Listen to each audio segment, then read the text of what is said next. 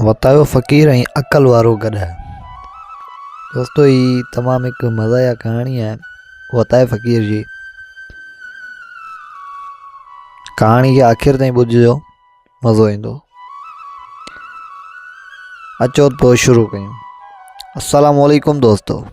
सिंध जी धरती ते एक अहिड़ो फ़कीर बि थी गुज़रियो जंहिंखे माण्हू सादो सम्झंदा हुआ, पर हू ॻाल्हियुनि में अहिड़ो त फुर्तो हो जो वॾा वॾा बि खिल में पइजी वेंदा हुआ। नालो हुअसि वतायो फ़कीर। हिकु ॾींहुं वतायो फ़कीर शहर जे बाज़ार मां लंघे रहियो हो। बाज़ार में हिकु माण्हू गधा विकिणण लाइ बीठो हो। गधा विकिणण वारो ज़ोर ज़ोर सां हुका ॾेई रहियो हो त अचो अचो, ही गधा ॾिसो, ॾाढो अक़लमंद गधा आहे। वतायो फ़कीर उते बीह रहियो।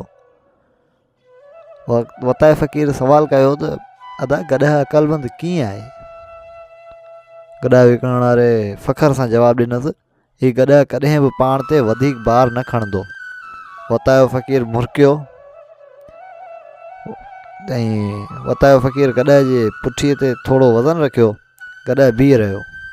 पोइ थोरो वधीक वज़न रखियो त गधा वेही रहियो। वतायो फ़कीर ज़ोर ज़ोर सां खिलण लॻो ऐं हिकु मज़ाया जवाबु ॾींदे चयसि, अदा ही गधा अक़लमंद न आहे, ही त मूं जहिड़ो फ़कीर आहे।